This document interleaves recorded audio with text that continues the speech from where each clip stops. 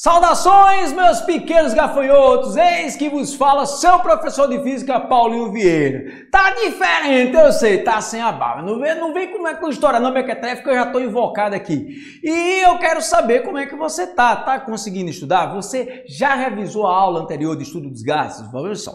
Se você ainda não assistiu a aula de número 10, que é estudo dos gases, eu peço a você que você agora dê um pausa nesse vídeo, você vai lá, assiste a aula de número 10 e volta para assistir esse vídeo aqui. Se você assistiu o vídeo 11 sem ter assistido o vídeo 10, você vai sentir um pouco de desconforto, porque existem conceitos que a gente vai utilizar aqui, belezinha? Então, sem muitas delongas, porque a aula de hoje tem muita informação, nós vamos falar de termodinâmica, tá? Um dos tópicos mais importantes da termologia. Lembrando que essa termodinâmica, ela vai ser iniciada os seus estudos a partir do momento que o homem ele teve a tendência de buscar, por incrível que pareça, fazer covas para uma estratégia militar que é exatamente as trincheiras. Pois é, quando a gente cava, eu acho que você já foi para a praia, já tentou cavar um buraco na praia. Você deve ter percebido que a areia lateral ela caía. Por quê? Porque a água ela começava a brotar do subsolo.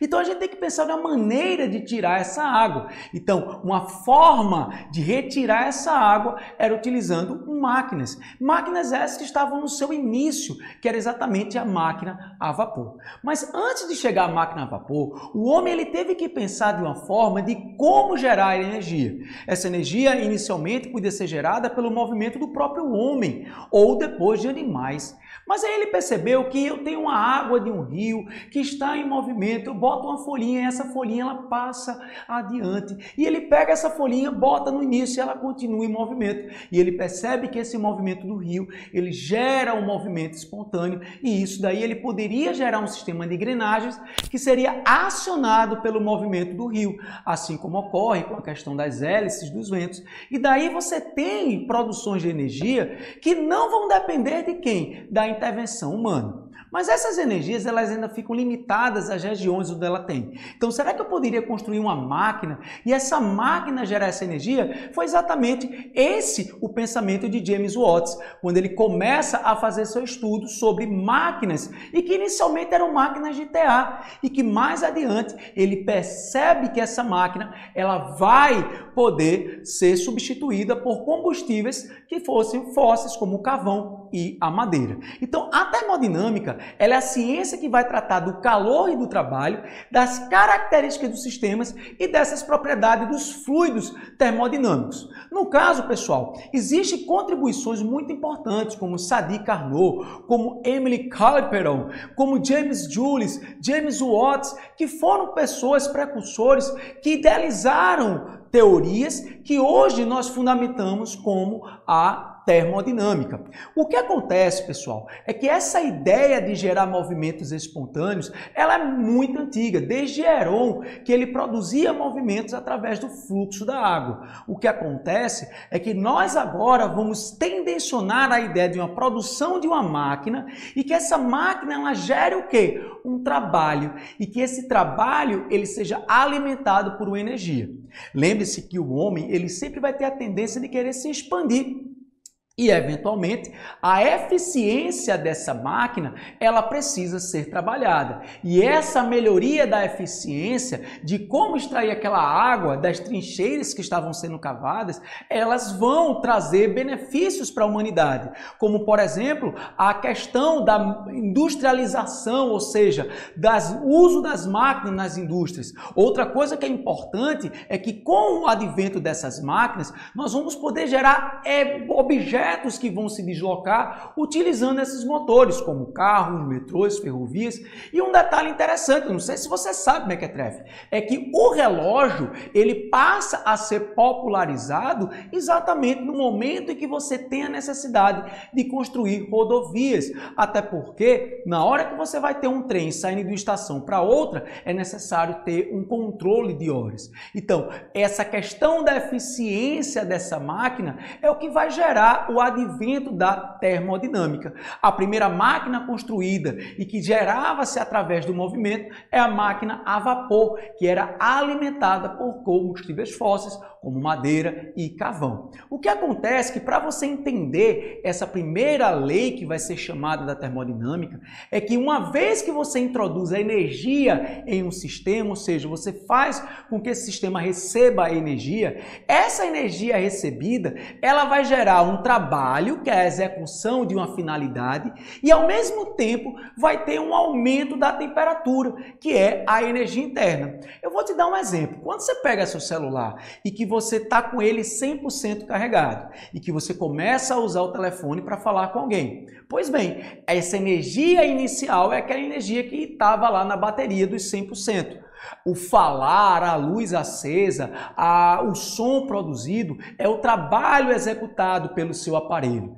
E você já deve ter percebido que ele aumenta a temperatura. É ou não é, mequetrefe? Pois bem, esse aumento da temperatura está associado com a energia interna. Então, o conceito em que a energia introduzida no sistema vai gerar trabalho e vai gerar um aumento, uma variação da temperatura, é o que nos faz chegar à primeira lei da termodinâmica. Mas primeiro, a gente tem que entender que esse estudo, ele precisa ter um ponto de observação, que esse ponto é chamado de sistema. E a gente tem alguns tipos de sistema, como o sistema aberto, fechado e isolado. Se você tem dúvidas sobre o que é um sistema, imagine uma lata de refrigerante. Uma lata de refrigerante aberta é um exemplo de um sistema aberto. Por quê? Porque você pode tomar o líquido desse refrigerante, ou seja, você trocou a matéria, e você pode colocar lá na geladeira, fazendo com que ela altere de temperatura. Então, o sistema aberto, ele permite a troca tanto de matéria quanto de energia.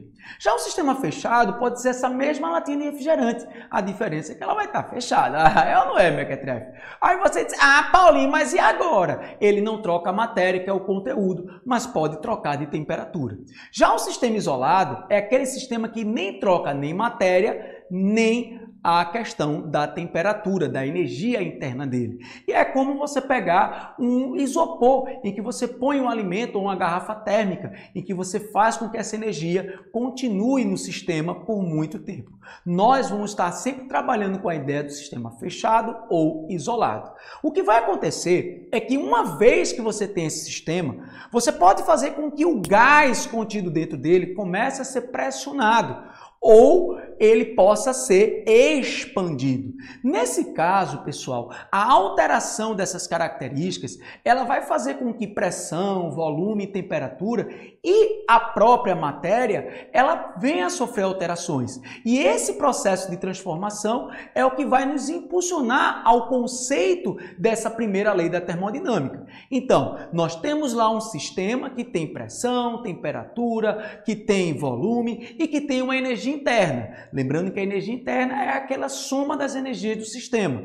Quando você faz com que esse sistema ele mude para outro, alterando essas características, o que vai acontecer é que o caminho para essa transformação, ela vai depender de quê? De um trabalho que vai ser executado, belezinha? O que acontece é que nessas transformações, nós podemos fazer com que uma dessas características permaneçam constantes, como temperatura num processo isotérmico, ou quem sabe a pressão num processo isobárico, ou o volume no processo isocórico. Nós podemos também fazer com que o sistema ele não participe com a troca de energia, tornando-se um sistema adiabático, cuja a etimologia dessa palavra, ad não, dia, parede, bate com energia, ou seja, adiabático, parede que não troca energia.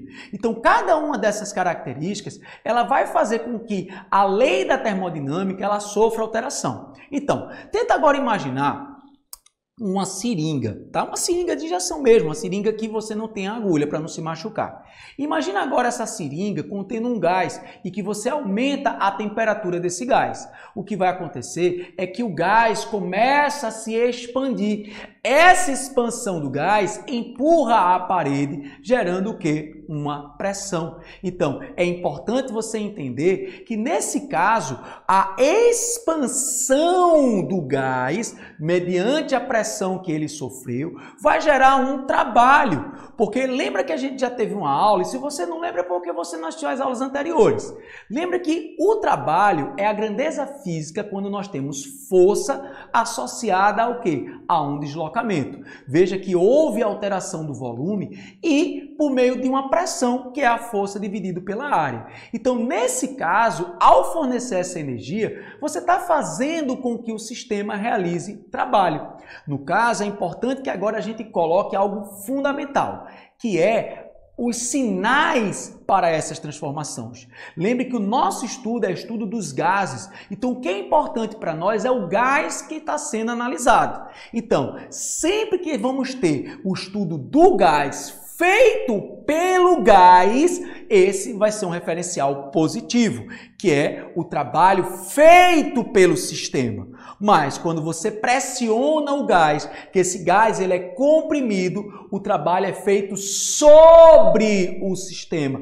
Fica ligado, feito pelo sistema, que vai caracterizar um valor positivo, recebido ao sistema, sobre o sistema, que é caracterizado um trabalho negativo. Então, essa fonte térmica, essa energia que você introduziu, gerou um trabalho, que é o deslocamento do êmbolo e uma variação da temperatura. E aí é onde a gente tem a primeira lei da termodinâmica, que é o calor produzido no sistema sendo igual ao trabalho mais a energia interna que o sistema tem. Belezinha? Dando sequência, é importante que agora a gente entenda as características de cada um desses tópicos. Por exemplo, o trabalho ele terá um sinal positivo quando o trabalho for realizado pelo gás, ou seja, o gás se expande.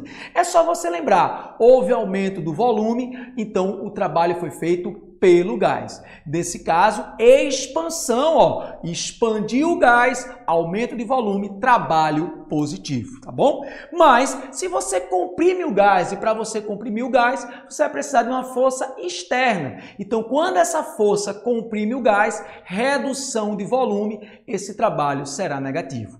Essa primeira lei da termodinâmica, ela tem que ser analisada com muito cautela, porque os sinais, eles vão ser alterados. Porém, se você disser, Paulinho, se eu não alterar o volume, se eu tiver um sistema isovolumétrico, que é aquele sistema que o volume ele não sofre alteração, então nesse caso não vai existir trabalho. Para termos trabalho é preciso alteração do volume. Então note que isso altera diretamente a primeira lei da termodinâmica. Os sinais desses trabalhos dependem da expansão do gás positivo e contração do gás negativo. Quando a gente fala da energia interna, nós estamos associando agora a temperatura. Lembra que esse recipiente, lembra que teu celular aqueceu, não foi? Esse recipiente aquece. A energia interna é a soma de todas as energias das moléculas. E essa energia interna está diretamente ligada à temperatura. Quando a temperatura aumenta, existe um aumento da energia interna. Quando a temperatura reduz, existe uma redução da energia interna. Essa energia interna ela vai ser obtida pela equação em que você tem 3 meios de nRT. Perceba que esse nRT ele é o mesmo daquela equação de Clapeyron. Paulinho Vieira, olha eu de novo, não rejeita trabalho. Então você pode sim trocar o nRT pela pressão vezes a variação do volume. É natural, pessoal, que você tem que entender que essa temperatura ela se altera, ela sai de um nível para outro. Então, quando você tem uma temperatura, você tem uma energia. Mudou de temperatura, é outra energia, papito. Então, você tem que chegar e entender que essas duas energias têm uma diferença, que é a variação da energia interna. Lembrando que fica fácil a gente estudar o sinal da energia interna, porque se a temperatura aumenta, energia positiva. Se a temperatura reduz, energia negativa. Se a temperatura é constante, uma transformação isotérmica, a temperatura ela vai fazer com que a energia interna seja zero. Então, numa transformação isovolumétrica, você tem o trabalho zero, então quando o sistema recebe calor, o que é que vai acontecer? A temperatura ela vai aumentar. Se o sistema ele perder calor, a temperatura vai reduzir. E isso a gente obtém pela primeira lei da termodinâmica. Lembre que nesse processo da transformação isovolumétrica, você tem no seu gráfico essa linha que está paralela ao eixo da pressão. E você pode calcular esse calor, no caso, como aquela equação da massa do que macete. Só que a gente vai substituir o calor específico pelo calor específico a um volume constante. Dessa maneira, você tem uma relação em que, se o volume não variar, o trabalho vai ser igual a zero. No caso, pessoal, esse calor que passa pela fronteira do sistema, ele depende do processo que ele teve. Por exemplo, se eu tenho uma panela aberta, você vai ter esse gás não exercendo uma pressão diretamente. Por quê? Porque ele está sendo expelido.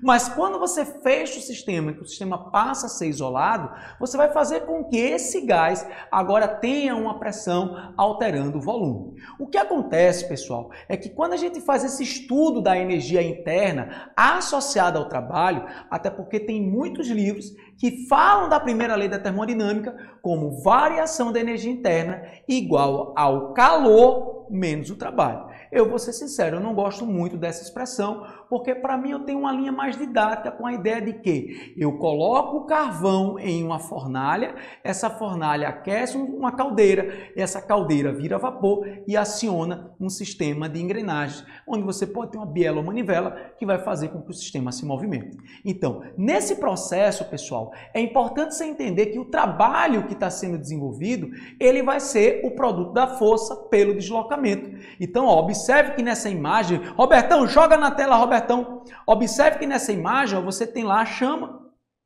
fazendo com que esse êmbolo se movimente.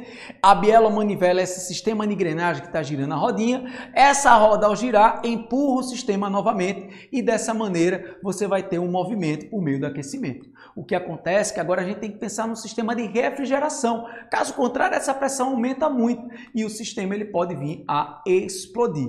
Dessa maneira, a gente entra no processo de uma transformação isotérmica. Mas, Robertão, joga para mim, Robertão.